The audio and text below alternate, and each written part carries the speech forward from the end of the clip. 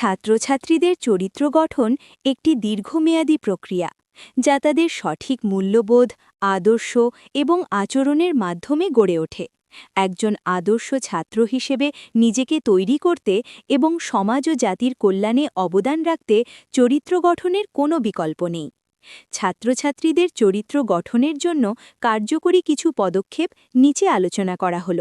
১. নৈতিক মূল্যবোধের শিক্ষা দেওয়া। সততা, ন্যায়পরায়ণতা, দায়িত্ববোধ এবং সহনশীলতার মতো মৌলিক গুণগুলো শিক্ষার্থীদের মধ্যে গেঁথে দিতে হবে।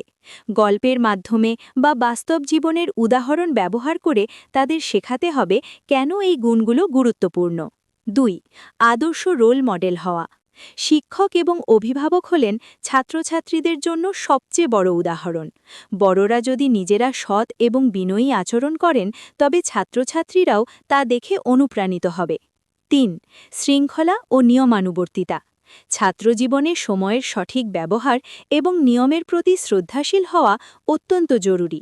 নির্দিষ্ট রুটিন মেনে চলা এবং বিদ্যালয়ের নিয়মকানুন পালনের মাধ্যমে ছাত্রছাত্রীদের চরিত্রে শৃঙ্খলার ছাপ পড়ে। ৪. সহানুভূতি ও অন্যের প্রতি শ্রদ্ধা। অন্যের মতামতকে শ্রদ্ধা করা এবং অসহায় মানুষের পাশে দাঁড়ানোর মানসিকতা তৈরি করতে হবে। এটি তাদের মধ্যে সহানুভূতি ও সামাজিক দায়বদ্ধতা বাড়িয়ে তোলে। ৫. সহশিক্ষা কার্যক্রমে অংশগ্রহণ।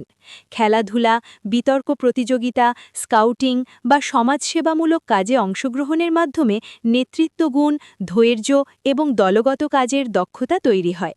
এই অভিজ্ঞতাগুলো চরিত্রকে দৃঢ় করতে সাহায্য করে। ৬. ভালো সংস্রব বা বন্ধুত্ব নির্বাচন। সৎসঙ্গে স্বর্গবাস, অসৎসঙ্গে সর্বনাশ, এই প্রবাদটি চরিত্র গঠনের ক্ষেত্রে খুব গুরুত্বপূর্ণ। ছাত্রছাত্রীরা যাতে ভালো বন্ধুদের সাথে মেশে এবং বাজে অভ্যাস যেমন মাদক বা মোবাইল আসক্তি থেকে দূরে থাকে, সেদিকে লক্ষ্য রাখতে হবে। ৭. ভুল থেকে শিক্ষা নেওয়া।